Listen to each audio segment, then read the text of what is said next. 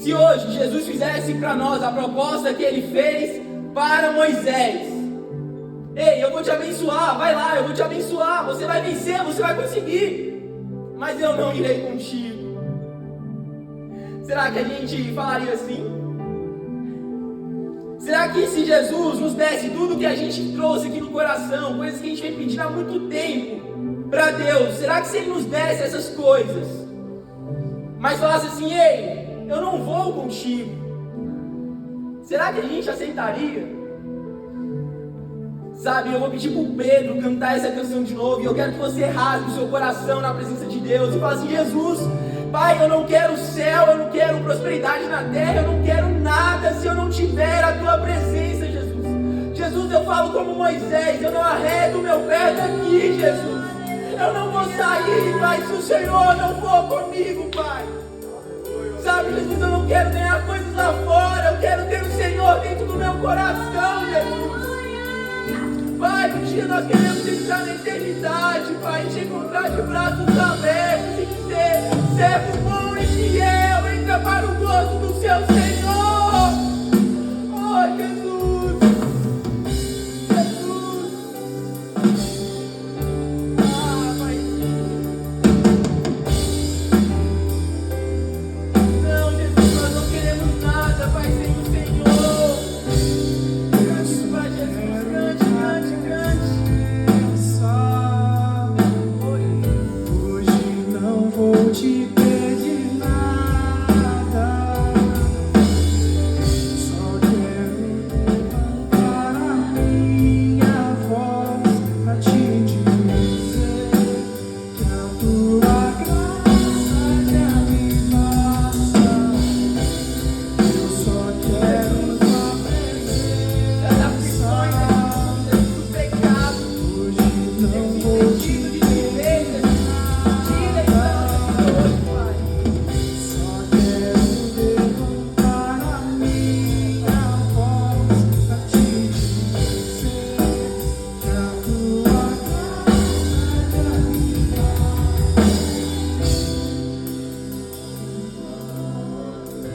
Jesus, se o pecado, Jesus, se as paixões desse mundo, se as aflições, Pai, que estão no nosso coração, têm nos roubado, Pai, da Tua presença, Jesus.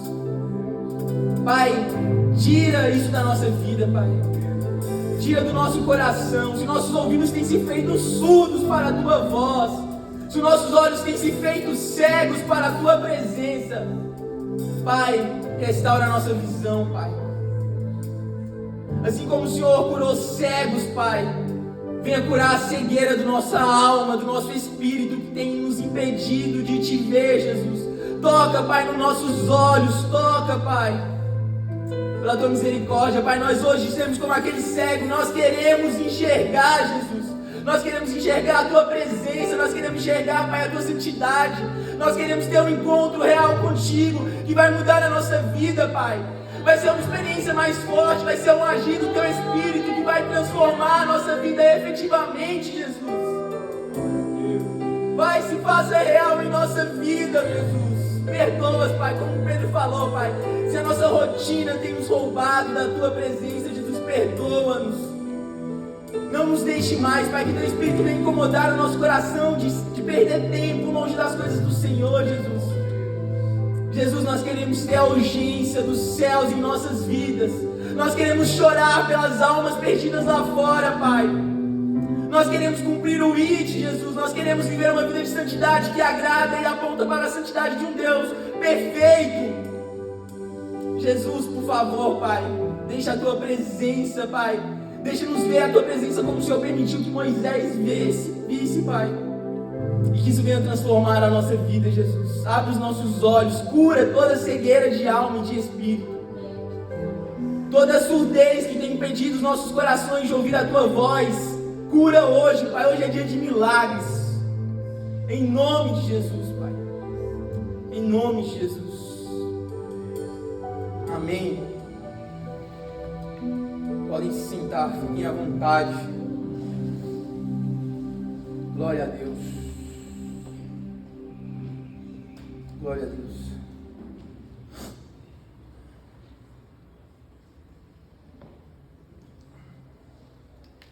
Gostaria que vocês abrissem a Bíblia de vocês em 1 Samuel.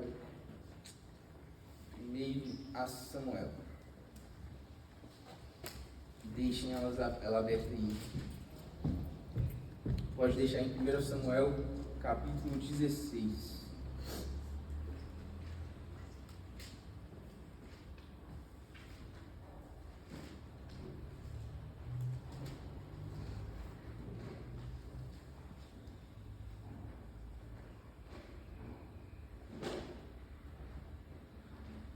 No último culto, pode deixar a Bíblia aberta de vocês. No último culto, nós falamos sobre o que não é viver uma vida com propósito.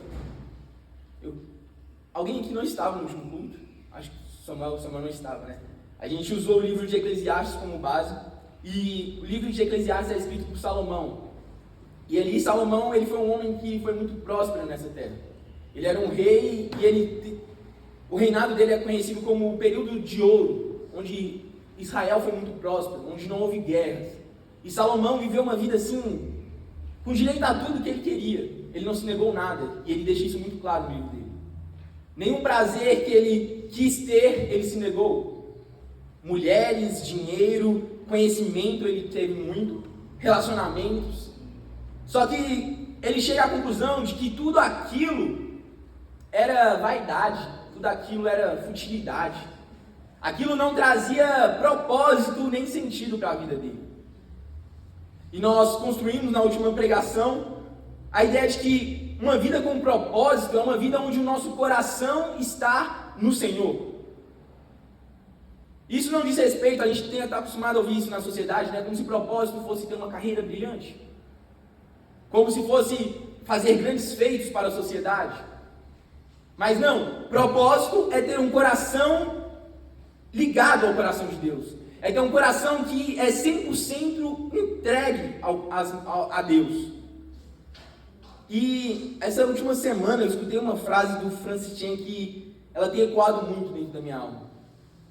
Essa frase diz assim: o pior fracasso é gastar a vida tentando ser bem sucedido em algo que não é sucesso. O pior fracasso é gastar a vida tentando ser bem sucedido em algo que não é sucesso. E quantas pessoas gastam a sua vida tentando ser bem sucedido nas coisas desse mundo, e às vezes elas até são, mas são tudo futilidades, coisas que ficarão aqui, coisas que não serão levadas para a eternidade. É lá que nós devemos juntar tesouros, é para a eternidade que devem estar as nossas boas obras. Nós temos que ter um coração ligado nisso. Senão a gente vai gastar a nossa vida tentando ser bem sucedido em coisas que não são sucesso. Não por si só. Ter um bom relacionamento, por si só, não é sucesso. Ter um bom relacionamento que glorifica a Deus, uma família que é usada para abençoar outras vidas, isso é sucesso. Ter riquezas por ter, como aquele rico tolo, não é sucesso. Agora, ter riquezas que servem ao próximo, que ajudam o órfão, a viúva, isso é sucesso. Viver uma vida bem-sucedida aos olhos humanos não é sucesso. Viver uma vida onde seu coração está sempre entregue a Deus, onde, independente das circunstâncias, o nosso coração se mantém totalmente devoto a Deus, isso é sucesso. Então, as decisões da nossa vida não devem ser tomadas com base em ter sucesso aos olhos humanos, mas aos olhos de Deus. E tudo isso foi construído junto na última pregação. E no final da pregação eu fiz uma rápida passagem pela vida de Davi, que com certeza é um homem que viveu uma vida com propósito, porque o coração dele sempre esteve entregue ao Senhor. E hoje nós vamos aprofundar na história dele. A história dele com certeza é uma história uma vida que foi gasta e valeu a pena porque foi vivida da maneira certa. Só que quando a gente fala assim, viver com a vida, viver com o coração 100% entregue, como a Ingrid leu aqui no início, né? Viver com a minha alma, o meu coração, todo o meu entendimento, amar a Deus com toda a minha alma, com todo o meu entendimento, com todo o meu coração, a gente pensa, então eu vou virar um monge, vou para um monastério, vou virar missionário e vou dedicar toda a minha vida a só pregar a Bíblia, ou só estudar a Bíblia. A gente vai ver que não. Que é possível eu ter um coração 100% devoto a Deus na minha rotina do dia a dia, fazendo um trabalho totalmente secular, sendo, sei lá, atendente, sendo um estudante na faculdade ou na escola. Tudo isso, de todas as formas, é possível viver com o coração entregue a Deus. Um coração 100% entregue a Deus. E nós vamos ver isso, começar a ver isso na vida de Davi, no capítulo 16, a partir do versículo 6. Aqui Samuel, que era o profeta, foi lá ungir a Davi como rei. E essa narração que nós vamos ler trata justamente disso. E sucedeu que, entrando eles, viu a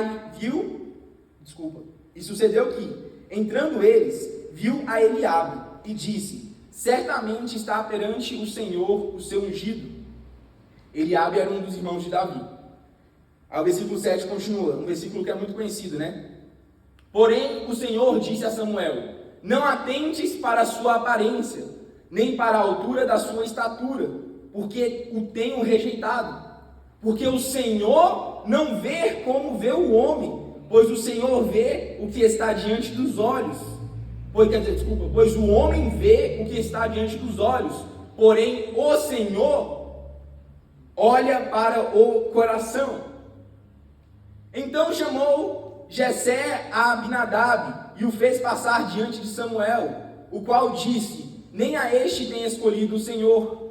Então Jessé fez passar a Samar, porém disse: tampouco este tem escolhido o Senhor. Assim fez passar Jessé os seus 7 filhos diante de Samuel. Porém Samuel disse a Jessé: o Senhor não tem escolhido estes. Disse mais Samuel a Jessé: acabaram-se os seus jovens?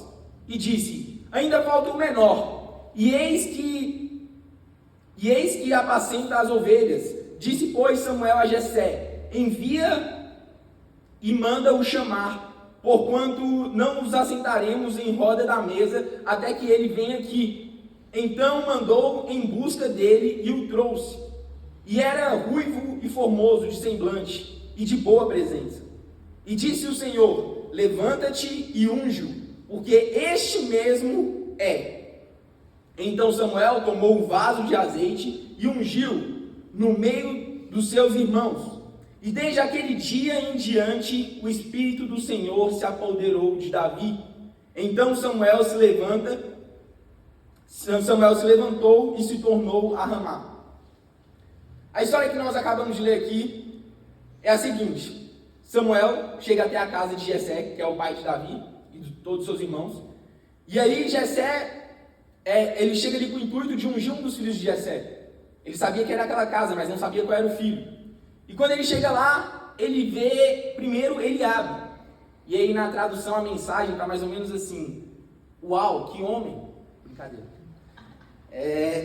Brincadeira, gente, pode ler a mensagem, que também é uma Bíblia traduzida de Deus, tá? Mas Samuel fica perplexo com a formosura de Eliabe. Ele era provavelmente alto, forte, ele já era um guerreiro. E Samuel já fala: não, é esse que Deus quer ungir.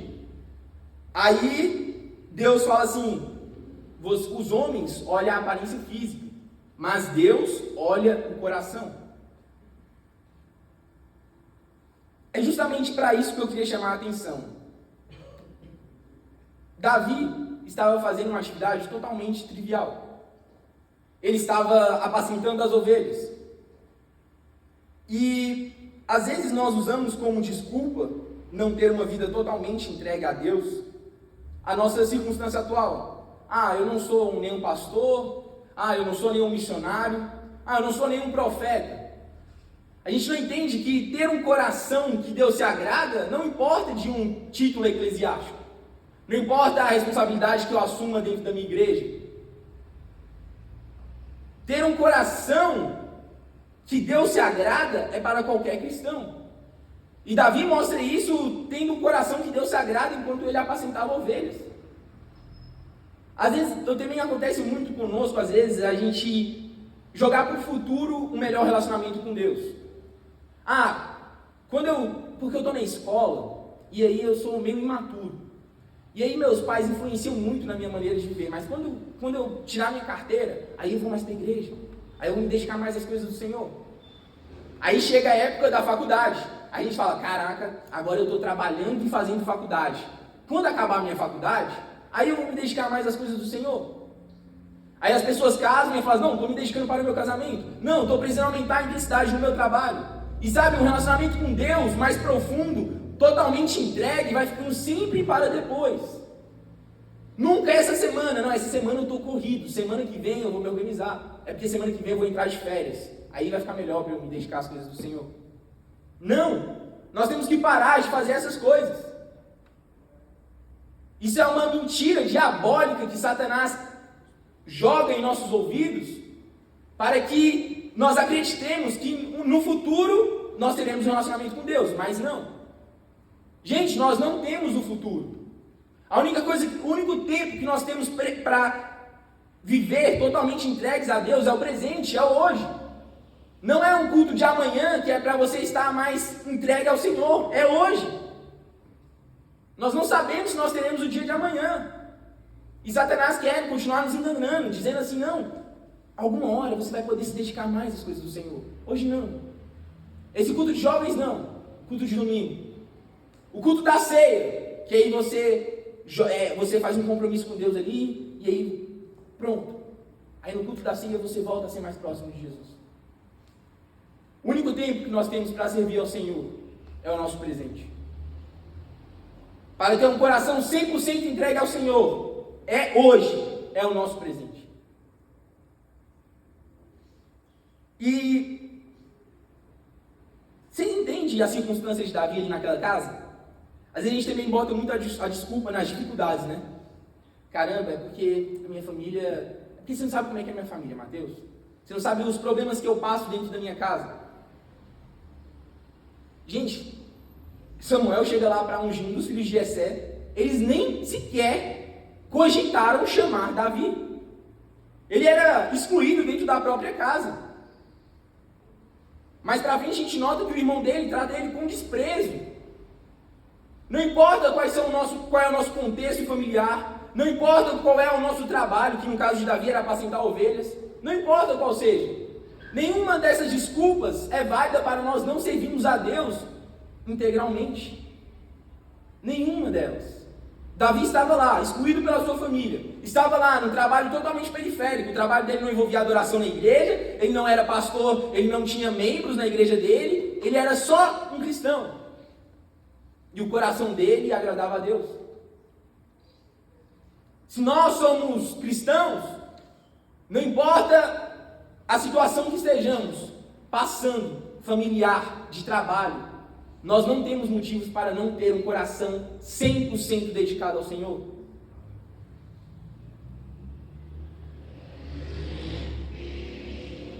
Tem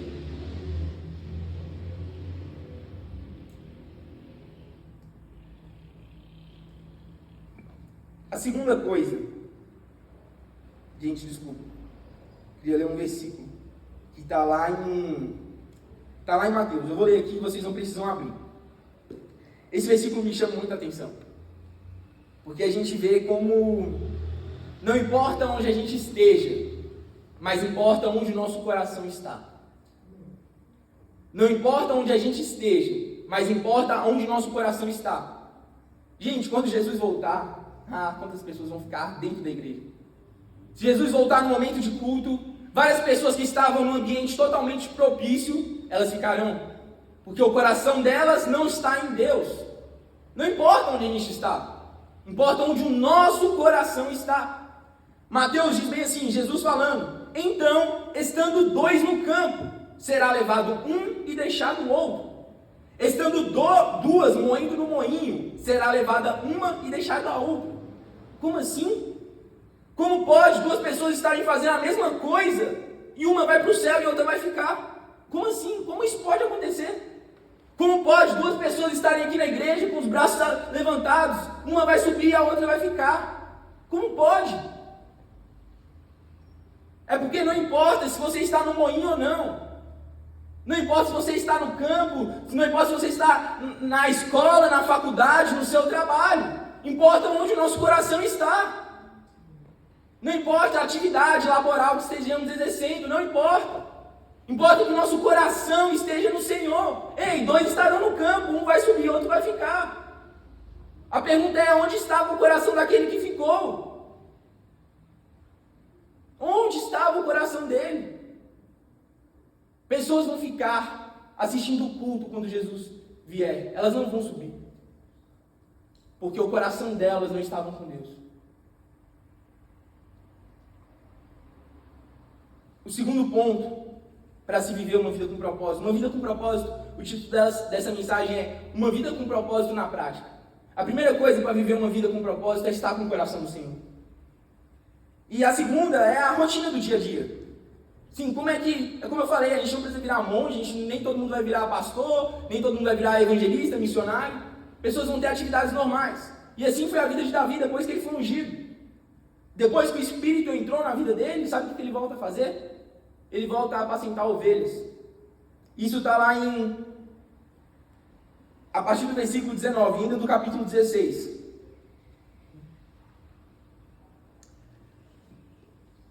A partir do versículo 19. E Saul enviou mensageiros a Jessé, dizendo: Envia-me Davi, teu filho, o que está com as ovelhas. Então tomou Jessé um jumento, carregou de pão e um odre de vinho, e um cabrito, e enviou a Saul pelas mãos de Davi, seu filho. Assim Davi veio a Saul e esteve perante ele, e o amou muito, e foi o seu pajem de armas. Então Saul mandou dizer a Jessé: Deixe estar Davi perante mim, pois achou graça aos meus olhos. E sucedia que, quando o espírito mau da parte de Deus vinha sobre Saul, Davi tomava a harpa e a tocava com a sua mão. Então sentia alívio e se achava melhor, e o espírito mau se retirava dele. Saul havia desobedecido a Deus. E depois que ele faz isso, espíritos malignos, demônios entraram na vida dele. E ele constantemente tinha crises demoníacas. E aí ele pede uma pessoa para tocar, porque quando Davi tocava, os demônios saíam dele. E o segundo tópico que eu coloquei, o primeiro é estar com o coração de Deus, independente do lugar. O segundo tópico é a vontade de Deus para hoje. Qual é a aplicabilidade, tá? Mateus, como é que a gente vai sair daqui hoje com o coração assim 100% dedicado ao Senhor?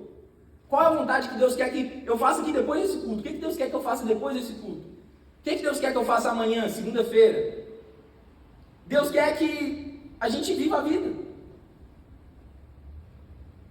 Deus quer que, se eu estou na escola, eu continue estudando, mas que meu coração esteja nele.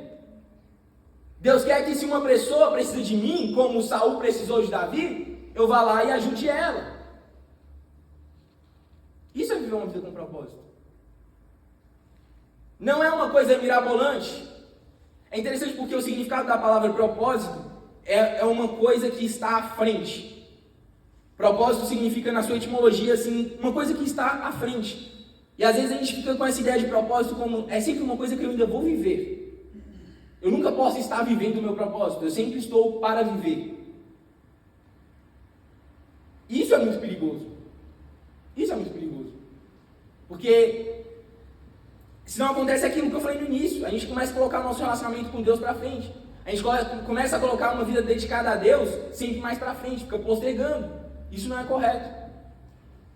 Então, nós temos que viver, sabe? Cara, o que Deus quer que eu faça hoje? Eu vou olhar para a necessidade da minha família. A família de Davi precisava de alguém para apacentar ovelhas. Ele foi lá e apacentou.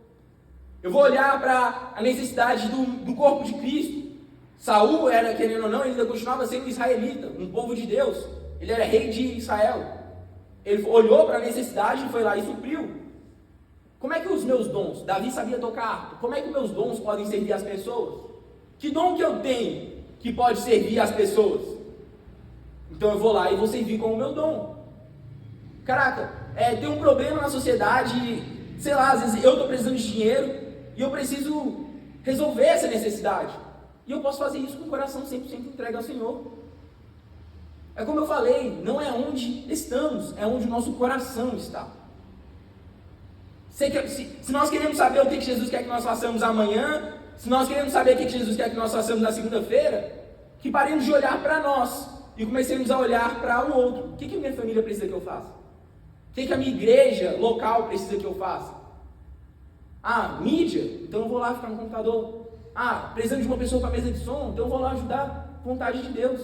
Tem uma frase que diz, eu até falei ela no último culto, muitas vezes a vontade de Deus está expressa na necessidade da igreja local. Às vezes a gente fica se perguntando, Deus, o que o Senhor quer que eu faça?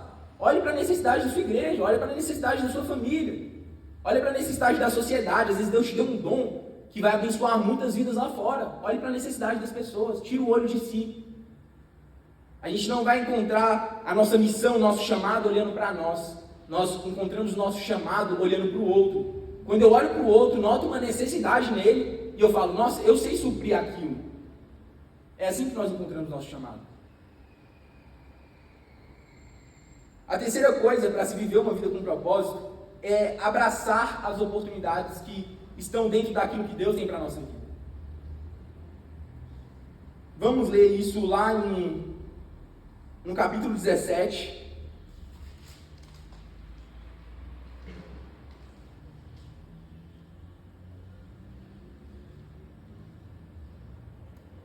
Só um instante que eu não coloquei o versículo aqui.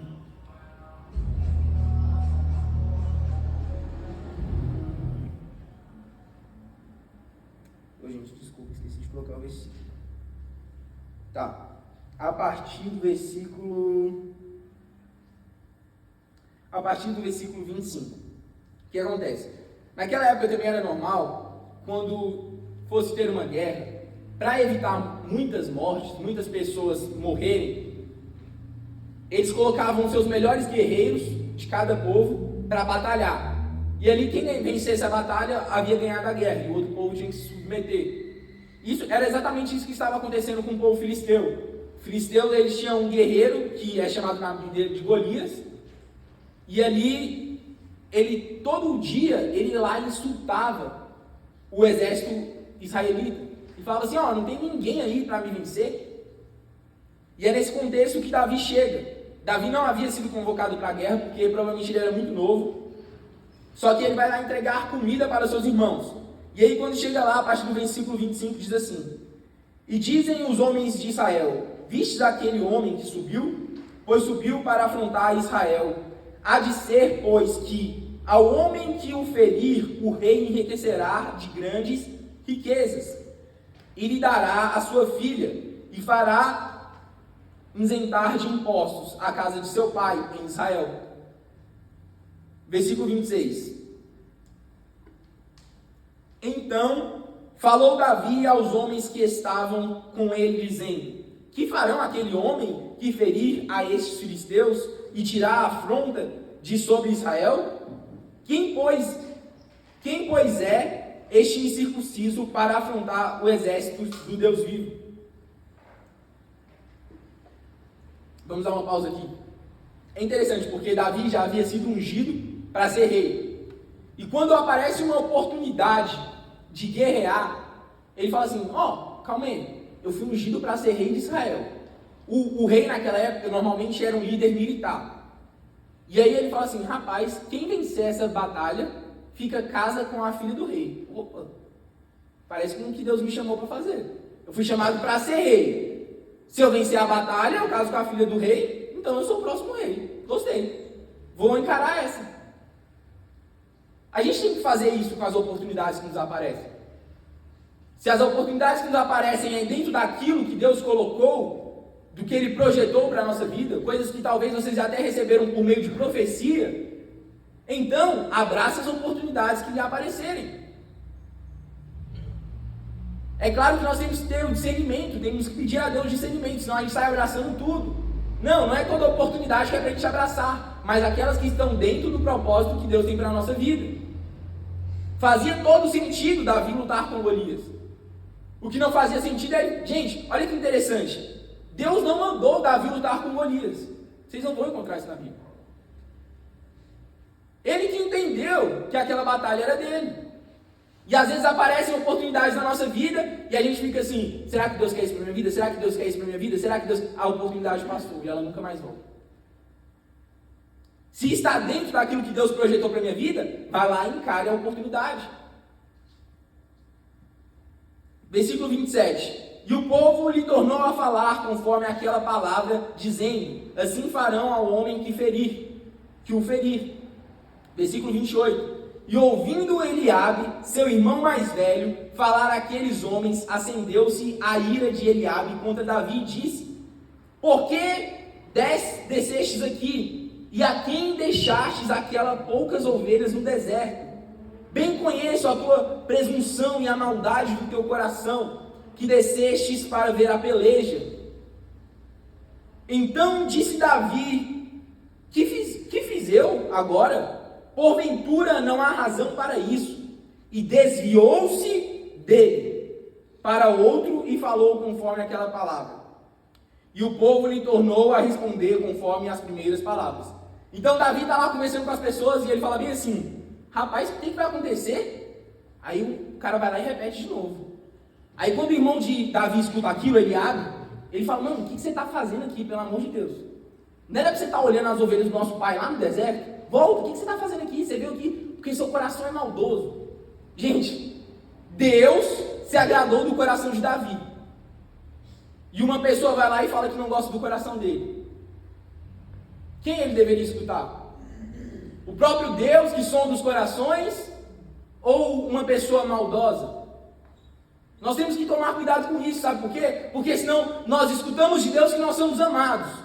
Mas se nós somos ofendidos na rua por uma pessoa, ou dentro da nossa própria casa, a gente prefere ficar com a opinião dela. Nós escutamos de Deus que nós somos perdoados, mas aí o diabo vem e fala no nosso ouvido: ó, você está condenado. Sua vida nunca vai para frente. E às vezes a gente prefere dar ouvido ao diabo. Às vezes Deus fala assim: ei, você é capaz, você vai dar conta. E a gente prefere ouvir uma pessoa que nem teme a Deus. Fiquemos com a palavra que vem do Senhor. Confiemos no que o Senhor fala a nosso respeito. Sabe o que Davi faz? Desviou-se dele. Tem até uma frase muito boa que diz assim: o negócio não é nem matar um leão por dia, é desviar das antas que aparecem. A vida é assim, às vezes a gente tem que encarar, ir lá e lutar. Outras coisas a gente tem que só desviar. Outras coisas a gente tem que deixar entrar no ouvido e sair no outro. A gente não tem como fechar os nossos ouvidos às vezes para não escutar algumas coisas, mas a gente pode fechar os ouvidos da nossa alma. Se pessoas dizem que nós não somos capazes, que nós não temos um bom coração, como foi o que Eliabe disse a respeito de Davi. Se pessoas dizem que nós não vamos conseguir, que nós, mano, você nasceu para cuidar de ovelha, o que você está fazendo aqui no meio da guerra? Se nós escutarmos, se Deus nos levar a lugares onde nós escutaremos isso de pessoas, o que você está fazendo aqui? A gente vai ficar com a palavra de Deus. A gente vai se desviar dessas pessoas. Nós vamos nos afastar. Nós vamos tampar os ouvidos no nosso coração, ainda que nós escutemos elas. E aí, então, lição importante: desvie-se dessas pessoas. Não dê ouvido a pessoas que falam mentiras ao seu respeito. Palavras que são contrárias ao que Deus falou ao seu respeito. E ouvidas as palavras, versículo 31, e ouvidas as palavras que Davi havia falado, as anunciaram a Saul e mandou em busca dele. E Davi disse a Saul: não desfaleça o coração de ninguém por causa dele. Teu servo irá e pelejará contra este filisteu. Porém Saul disse a Davi: contra este filisteu não poderás ir para pelejar com ele, pois tu ainda é moço, e ele, homem de guerra desde a sua mocidade. Então disse Davi a Saul: teu servo apacentava as ovelhas de seu pai, e vinha um leão ou um urso e tomava uma ovelha do rebanho. E eu saía após ele, e o feria e o livrava da sua boca. E levantando-se ele contra mim, lançava-lhe mão da barba e o feria e o matava.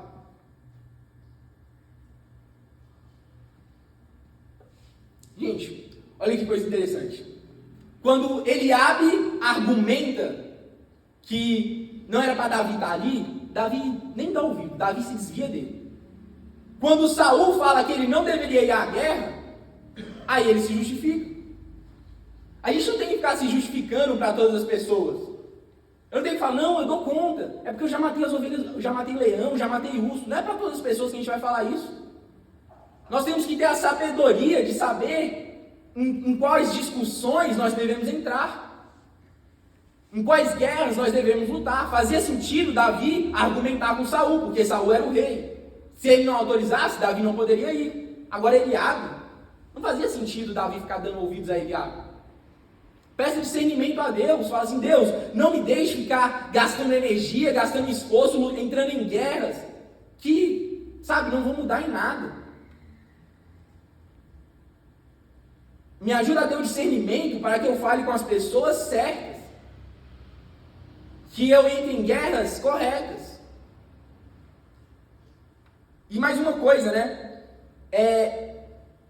com certeza quando Davi estava lá matando um leão, matando um urso, ele não imaginava que um dia isso ia servir de repertório para ele.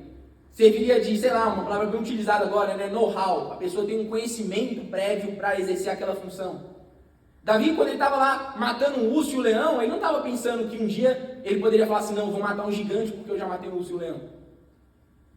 Às vezes nós estamos fazendo coisa hoje que nós não entendemos. Às vezes Deus nos coloca para fazer algumas coisas que a gente está adquirindo conhecimento, está adquirindo habilidades que vão nos servir lá na frente. Só que às vezes a gente não cumpre porque a gente não vê propósito. Ah, por que eu vou fazer isso? Eu? Por causa de uma ovelha? Mas, gente, vamos lá. Se coloca no lugar de Davi. Imagina que você tem, sei lá, umas 300 ovelhas assim na sua frente. Aí você vê um leão levando uma ovelha. Você fala, tchau. Agora eu tenho 299. Às vezes Deus nos coloca em determinado emprego, às vezes Deus nos coloca na escola, na faculdade, e a gente fala, mano, nem vou me desgastar com isso, ó. Para quê? Isso aqui nem tem a ver com o meu propósito. Eu não vou gastar minha energia nisso daqui. Davi poderia falar isso. Eu vou arriscar a minha vida, eu vou perder o meu tempo tentando salvar uma ovelha? Não, de jeito nenhum. Não importa onde vocês estão hoje, dediquem-se ao máximo. Faça com maestria o que Deus te colocou para fazer hoje. Lá na frente isso vai te servir. É na faculdade, é no trabalho, é uma oportunidade na igreja. Qualquer porta que Deus tenha aberto, tenha te colocado dentro. Faça isso com dedicação, com zelo. Isso pode te servir lá na frente. E provavelmente vai. E o versículo 36 continua. Assim feria o teu servo leão como o urso. Assim será este incircunciso, filisteu como um deles. Porquanto afrontou os exércitos do Deus vivo. Disse mais Davi, o Senhor me livrou da mão do leão e da do urso. Ele me livrará da mão deste filisteu. Nós não andamos pelas nossas próprias forças, amém? Nós andamos pela força do Senhor. Davi poderia falar assim, não, eu já venci o urso, já venci o leão, então agora eu posso vencer o filisteu. Mas ele fala, não, Deus me ajudou lá, e Deus vai continuar me ajudando hoje. Não importa as coisas que você já tenha conseguido na sua vida. O que vai continuar te movendo vai ser a mão de Deus. O que vai continuar te capacitando vai ser sempre a mão de Deus. Nós nunca seremos autossuficientes. Deus nos ajudou no passado e talvez a gente nem enxergasse a mão dele lá, mas era ele. E se nós vamos lutar qualquer batalha futura, nós vamos no nome dele, nós vamos tendo fé nele. E se por algum motivo nós nos sentimos incapazes, nós nos sentimos inqualificados para algo, nós temos que saber que Deus nos manda, não é com base nas nossas qualidades, não é com base nos nossos defeitos.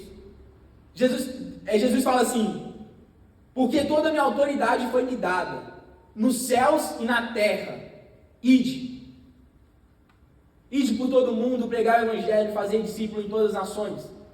Sabe, quando Jesus ele nos dá um chamado, ele não dá com base na gente, glória a Deus por isso. ele está com base na autoridade dele. É no poder que ele tem que ele nos manda. Se Jesus te mandou para o campo acadêmico, se Jesus te mandou para o mercado de trabalho específico, se Jesus te mandou para a sua família, vá e tenha certeza que você vai dar conta. Porque não é com base nas suas qualidades.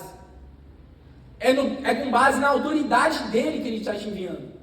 Confie nisso. Nós devemos ter o nosso coração confiante nisso. Por causa que toda a autoridade foi dada a ele, nos céus e na terra. É por causa disso que nós vamos. Confiando nisso.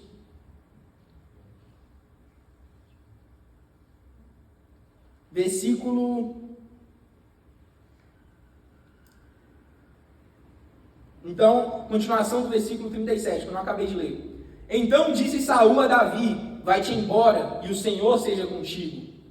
E Saul vestiu a Davi das suas vestes, e pôs-lhe sobre a cabeça um capacete de bronze, e o vestiu de uma couraça. E Davi cingiu a espada sobre as suas vestes, e começou a andar. Porém, nunca o havia experimentado. Então disse Davi a Saul: não posso andar com isto, pois nunca o experimentei. E Davi tirou tudo aquilo de sobre si. O que acontece?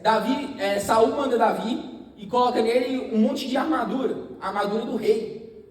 Gente, uau, vou lutar a guerra com a armadura do rei. Será que é melhor lutar a guerra com a armadura do rei ou do jeito que eu estou acostumado a lutar? Davi entendeu que era melhor lutar do jeito que ele estava acostumado a lutar. Às vezes a gente quer, Deus nos envia para algo e nós queremos ter a habilidade de outra pessoa. Nossa, se eu fosse igual fulano, aí eu pregaria o evangelho. Aí eu teria coragem de pregar o evangelho na minha escola. Se eu tivesse as mesmas habilidades que ciclano, aí sim eu faria isso. Não, Deus não quer que nós tenhamos coisas das outras pessoas. Ele já nos capacitou. Vá com o que Deus te entregou. Nós temos que ser autênticos.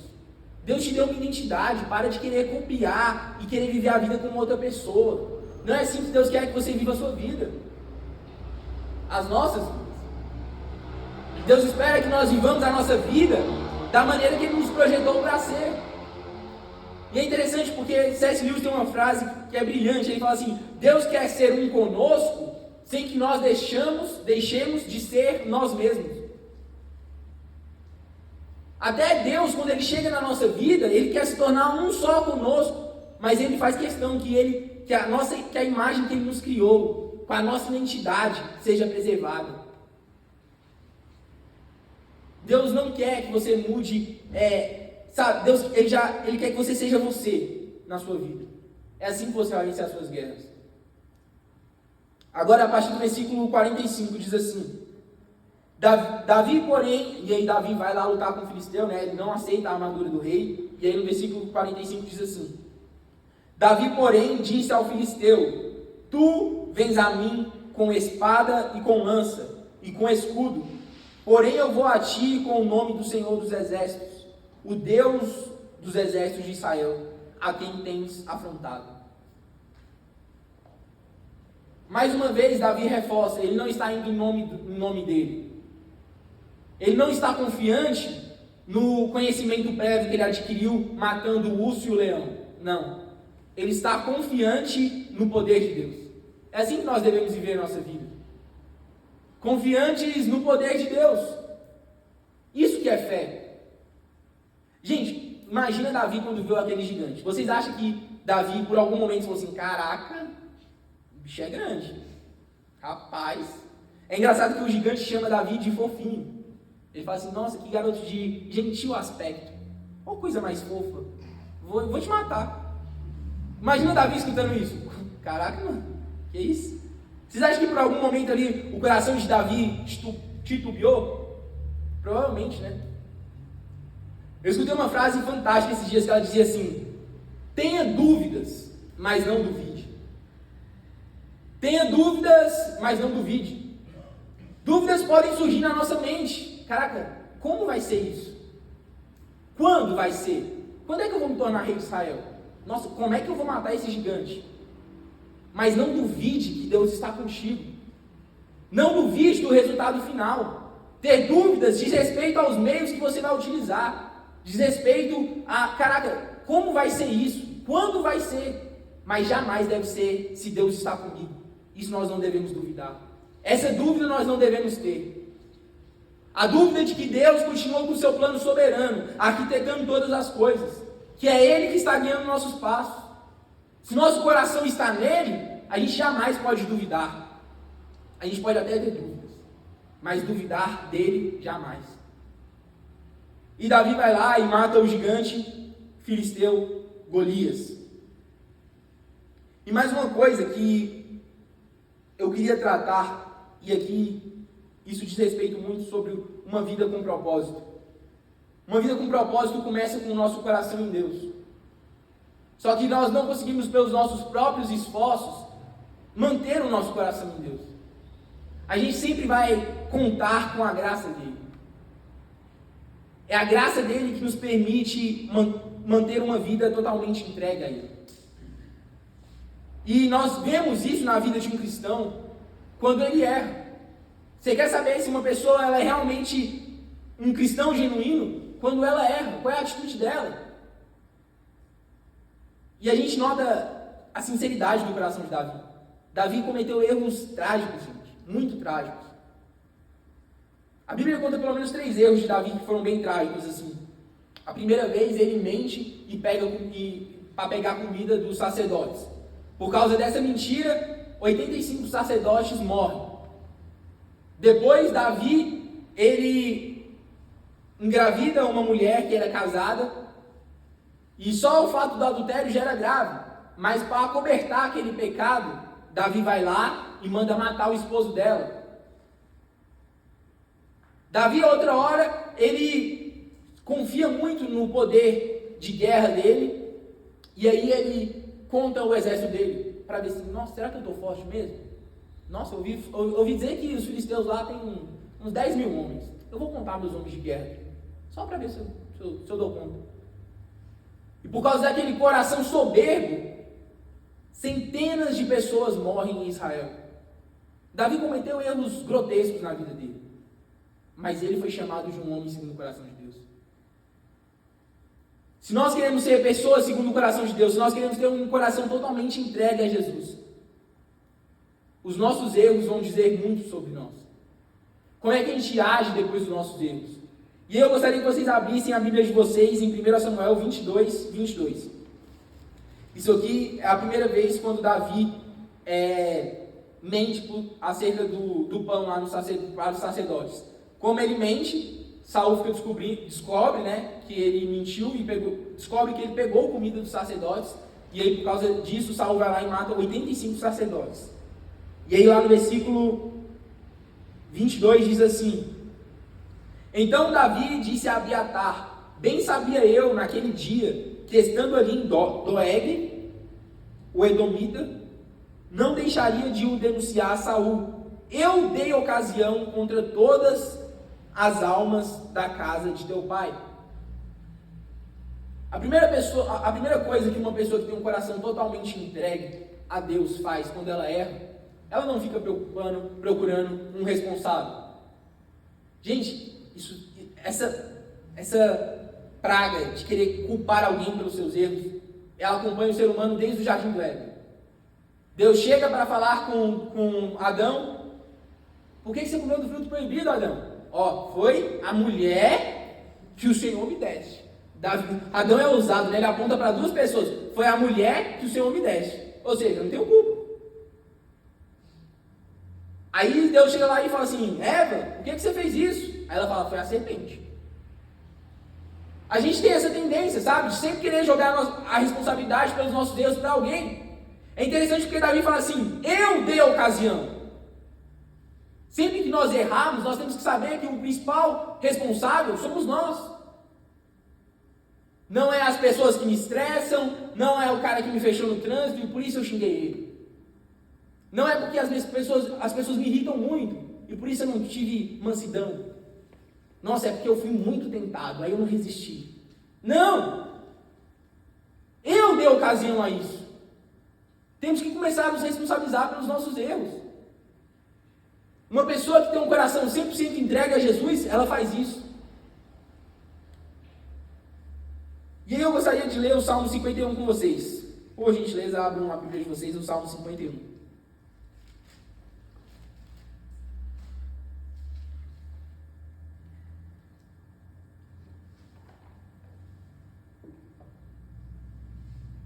O Salmo 51 foi um salmo que Davi escreveu depois de ser repreendido pelo profeta Natan. Quando ele adultera com uma mulher, e aí, para encobrir o pecado dele, ele vai lá e mata o esposo dela. Olha que coisa bárbara, gente. Gente, misericórdia. Se algum pastor faz um trem desse hoje, o que a gente ia falar? Cara, esse cara não é crente nunca. O cara desse tem que ir para o inferno. Nossos erros, eles são dignos do inferno. Nossos erros são dignos do inferno. A vida de Davi devia ter sido... Deus teve misericórdia de Davi. Esse é o fato. E é interessante porque é exatamente assim que ele começa o salmo. E por que eu trouxe esse salmo aqui? Porque se nós queremos ter um coração 100% entregue a Deus, tudo tem que começar na graça de Deus. Se nós queremos acertar, se nós não queremos voltar a cometer os mesmos erros, tudo começa com a graça de Deus, apelando para a misericórdia de Deus, sabendo que não vem de nós mesmos. E Davi começa assim: tem misericórdia de mim, ó Deus, segundo a tua benignidade. Apaga as minhas transgressões, segundo a multidão das tuas misericórdias. Lava-me completamente da minha iniquidade e purifica-me do meu pecado. Porque eu conheço as minhas transgressões e o meu pecado está sempre diante de mim. Contra ti somente pequei e fiz o que a teus olhos é mal, para que sejas justificado quando falares e puro quando julgares. Davi primeiro ele apela para a misericórdia de Deus, porque ele sabe que ele merecia a morte, o que ele fez era muito grave. Talvez tenha coisas na nossa vida que a gente, talvez a gente pergunta, por que eu fiz isso de novo? Porque eu não consigo vencer isso.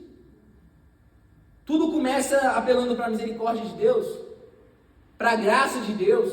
Clame a Ele. Reconheça que nós, por nós mesmos, somos fracos. E clame a Ele de coração sincero. Você vê como Davi derrama o coração dele nesse salmo. Só que chega no versículo 4 e ele fica assim, Deus, ele não fica tipo, você vê que eu não consigo, né, Deus? Não, ele não fica assim. Ele assume a responsabilidade dele mais uma vez. Ele diz, contra ti somente pequei, e fiz o que a teus olhos era mal. Nós temos que ter esse coração que se arrepende assim e fala, Deus, eu pequei contra o Senhor. Reconhecer que foi eu, não foi fulano que me provocou, não foi ciclano que me tentou, foi eu que quis.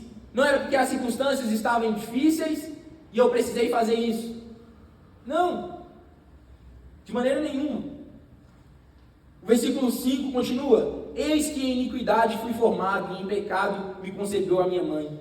Eis que amas a verdade no íntimo, e no oculto me fazes conhecer a sabedoria. Purifica com isopo, e ficarei puro. Lava-me e ficarei mais alvo do que a neve. Faz-me ouvir júbilo de alegria, para que gozem os ossos que tu quebrastes. Davi, o pecado ele traz consequências. Inevitavelmente, por mais que nós nos arrependamos, o pecado traz consequências. Não só para a pessoa que pecou, mas para pessoas que foram afetadas pelo pecado. Um pecado, por natureza, ele sempre vai violar o amor a Deus. Sempre, todo pecado vai violar o amor a Deus, que é o primeiro mandamento. E quase sempre, em 90% dos casos, ele vai violar o amor ao próximo. Toda vez que nós pecamos, pessoas sofrem junto. E às vezes até pessoas que nós amamos. Por causa desse pecado, o filho de Davi morreu. Começou uma guerra interna na família dele.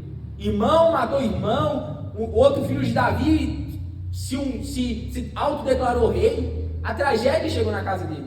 O pecado, ele faz isso. E é por isso que nesse versículo, Davi, no versículo 8, ele fala assim: fazem-me ouvir júbilo e alegria, para que gozem os ossos que tu quebrastes. Esconde a tua face dos meus pecados e apaga todas as minhas iniquidades. Ele está clamando: Deus, o meu pecado, ele tem consequências, mas traz o júbilo de novo, traz a alegria. E se há alguém aqui entre nós que o pecado tem roubado a alegria da sua vida, se há alguém entre nós que o pecado tem roubado a alegria da sua família, clame a Deus. Ele pode nos atender, e Ele é misericordioso para atender. Versículo 10: cria em mim, ó Deus, um coração puro e renova em mim o espírito reto. Em outras versões vão dizer um espírito contrito, quebrantado. Não me lances fora da tua presença e não retires de mim o teu espírito. Torna a dar-me a alegria da tua salvação e sustém-me com um espírito voluntário. Então ensinarei aos transgressores os teus caminhos, e os pecadores a ti se converterão. Gente, isso é muito interessante, porque o conceito de evangelismo nem estava presente aqui no Antigo Testamento, igual está presente no Novo. Mas uma pessoa que tem um coração realmente entregue a Jesus, a alma dela anseia por ver vidas se converterem. Olha o que Davi fala: ensinarei aos transgressores os teus caminhos, e os pecadores a ti se converterão. A vontade dele de ver pessoas sendo salvas. Livra-me dos crimes de sangue, ó Deus, Deus da minha salvação, e a minha língua louvará altamente a tua justiça. Abre, Senhor, os meus lábios, e a minha boca entoará o teu louvor, porque ti não comprases em sacrifícios, senão eu os daria. Tu não te deleitas em holocaustos. Gente, isso aqui é muito interessante. Davi, versículo 17: os sacrifícios para Deus são o espírito quebrantado e um coração quebrantado e contrito. Não desprezarás o Deus, ó Deus. Versículo 17 de novo: os sacrifícios para Deus são o espírito quebrantado. Há um coração quebrantado e contrito, não desprezarás, ó Deus. Sabe o que Davi está dizendo aqui? Deus, se o Senhor aceitasse eu ir lá na igreja e levar uma oferta, eu faria isso. Mas eu sei que o Senhor não quer isso.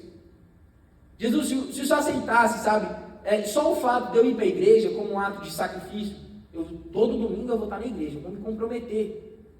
Se o Senhor aceitasse isso, eu faria isso. Mas Davi entende que não é isso que Deus quer. Deus quer o coração.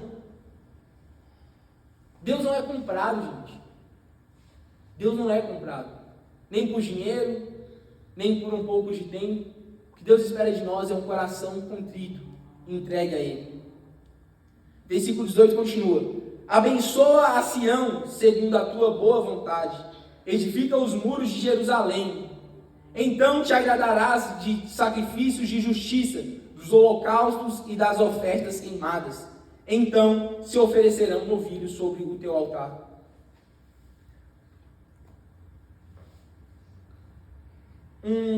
Uma vida com propósito, ela sempre envolverá o arrependimento. Um arrependimento como o de Davi. Uma frase que eu queria ter falado, que eu esqueci de falar, que Deus colocou no meu coração, é de que Deus não quer justificativas pelo nosso pecado. Ele quer arrependimento. Deus não quer justificativas pelo nosso pecado. Ele quer arrependimento. Ele não espera que nós apontemos para alguém e falamos assim: Jesus, eu fiz isso porque o Senhor viu aquela situação. Não. Ele espera primeiro que nós nos responsabilizemos pelo nosso pecado, pelas nossas atitudes erradas, e mudemos de postura. Isso é arrependimento. Não é justificativas que Ele quer de nós. Ele quer arrependimento de coração, genuíno. Se você tem errado constantemente, no mesmo erro, pecado no mesmo pecado, dobre o seu coração na presença de Deus e fala: Deus, por favor, eu não quero ficar justificando as minhas dificuldades. O que eu quero é que o Senhor tome conta do meu coração de tal forma de tal maneira que eu consiga vencer isso. Justificativas não mudam a vida de ninguém. Arrependimento, sim. E eu deixei para falar isso no final porque tudo começa com arrependimento. A vida cristã começa com arrependimento. Arrependei-vos porque é chegado o reino dos céus. Sem arrependimento nós não entramos no céu. Sem arrependimento é impossível ter um coração totalmente dedicado ao Senhor. E eu creio que Deus hoje quer que nós nos arrependamos de algumas coisas. Pedro, você só pode subir para louvar, por favor? E nós vamos tirar um momento aqui de louvor. E se há áreas da sua vida que você precisa de arrependimento, que você precisa de mudanças, peça a Deus agora, derrama o seu coração, apele para a misericórdia dele, como apelou Davi. Mas não pare de buscar, não pare de se entregar, não pare de chorar na presença de Deus enquanto não vencer isto. Não se contente em viver uma vida longe de Cristo, em viver uma vida onde Deus não é 100% do nosso coração. Não se contente com isso, misericórdia. Peça a Deus. Pedro vai louvar agora, sabe? Espírito Santo, traga aos corações, Espírito Santo. Traga aos corações coisas que precisam ser mudadas. Traga aos corações, Espírito Santo, atitudes para onde o Senhor quer mudar, hábitos que o Senhor quer mudar. Postura, Pai, caráter. Jesus, eu oro, Pai, por uma unção de responsabilidade. Pessoas que não culparão outros pelos seus erros, mas falaram assim: eu errei e eu quero, Jesus, eu quero a tua misericórdia. Eu quero mudar. Eu quero me arrepender genuinamente. Quero parar de praticar essas mesmas coisas. Fale isso para Jesus agora. Derrama o seu coração como Davi fez. Tudo começa no arrependimento, meus irmãos. Tudo. A nossa vida cristã começou no arrependimento. E nós somos levados a clamar constantemente. Arrependei-vos é constante. Arrependei-vos, pois é chegado o reino dos céus. Até que Ele venha, nós vamos continuar nos arrependendo das nossas más atitudes. Nós vamos continuar nos arrependendo de perder tempo longe dEle, de não ir e pegar o Evangelho a toda criatura, de não viver uma vida de santidade, até que o dia perfeito chegue e o que Ele encontre aqui seja cristãos diligentes, que estavam, sabe, que tudo bem, haviam 10 noivas, 5 também, as 10 estavam dormindo. É normal que às vezes a gente, sabe, durma, mas a gente não pode deixar de estar sempre buscando, de estar lá com o nosso azeitezinho cheio. Jesus, Pai, nos ajuda, Jesus. Aqui ainda que entremos em momentos de displicência, o Teu Espírito retome o nosso coração para o lugar correto.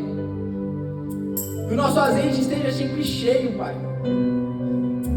A nossa busca esteja constante entre os altos e baixos dessa vida, Pai.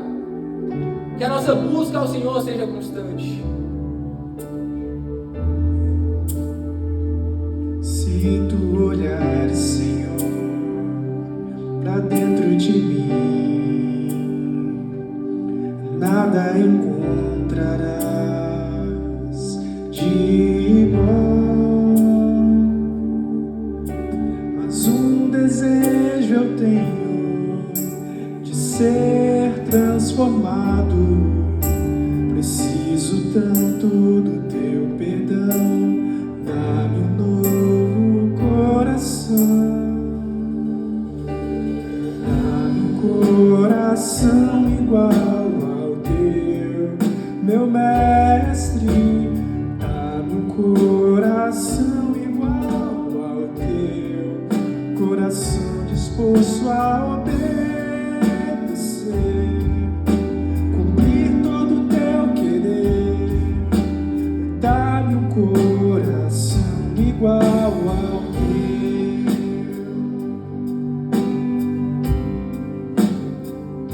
Se tu olhares, Senhor, pra dentro de mim, nada encontrarás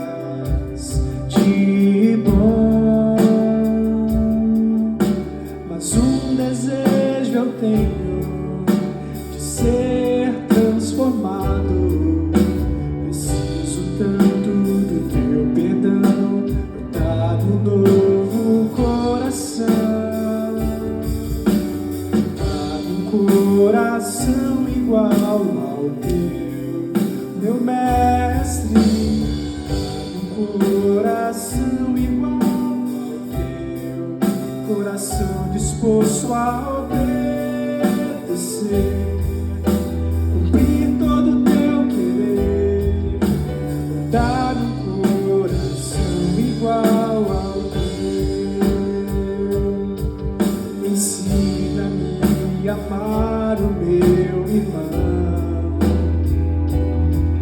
a olhar com os teus olhos, perdoar com teu perdão. Enche-me com teu Espírito, endireita os meus caminhos. Ó Deus, dá-me um novo coração. Enche-me com teu Espírito, endireita os meus caminhos. Ó Deus, dá-me um novo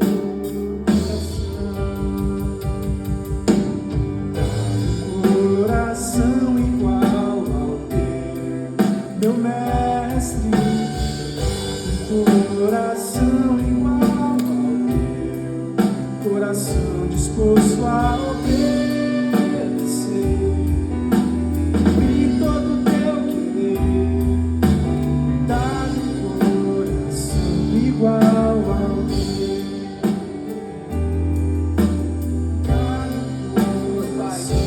Hoje a nossa oração é para que o Senhor nos dê um coração, Pai, igual ao teu, Jesus. Jesus, nós não queremos, Pai, que nosso coração esteja perdido nas coisas desse mundo, Jesus. Nós não queremos ter um coração que guarda mágoa, rancor, um coração que carrega ódio, ou um coração que é apegado às coisas desse mundo, Pai. O Senhor nos ensinou, Pai, a não amar as coisas nesse mundo, Jesus. A não amar esse mundo, na verdade. Pai, que o nosso amor não esteja nesse mundo, Pai. Que nosso coração esteja ligado ao Teu, Pai, de tal forma, de tal maneira que isso vai mudar a nossa forma de agir, Jesus. Nós vamos olhar para as necessidades dos próximos, do próximo. Nós vamos olhar para a necessidade da nossa igreja local.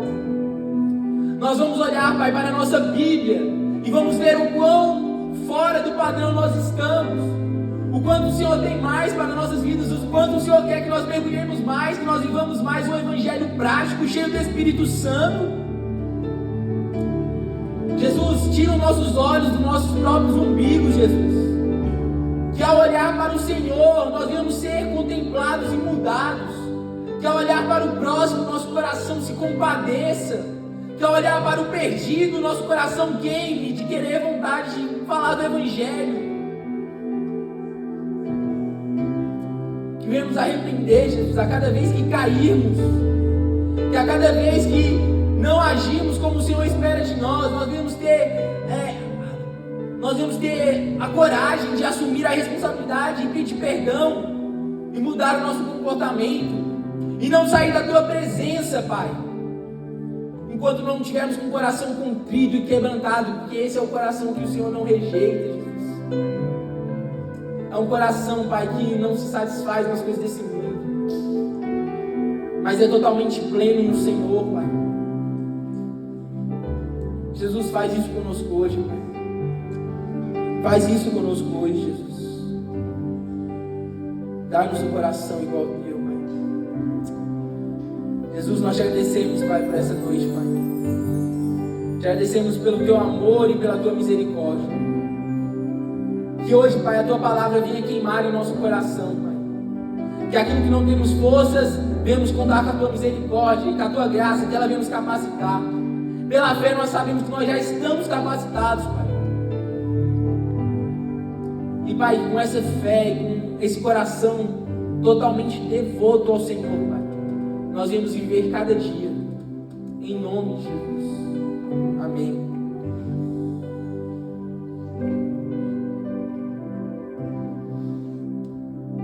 Senhor, abençoa nosso lanche também. Nós te pedimos, Pai, que esse momento de comunhão venha ser um momento de comunhão dos irmãos, Pai, da família que nós fazemos parte, que cada dia mais a compreensão, Pai, de corpo vem estar presente em nossa igreja, Pai. Nós vamos amar uns aos outros, Pai, sabendo que somos uma família em Ti, em nome de Jesus, amém.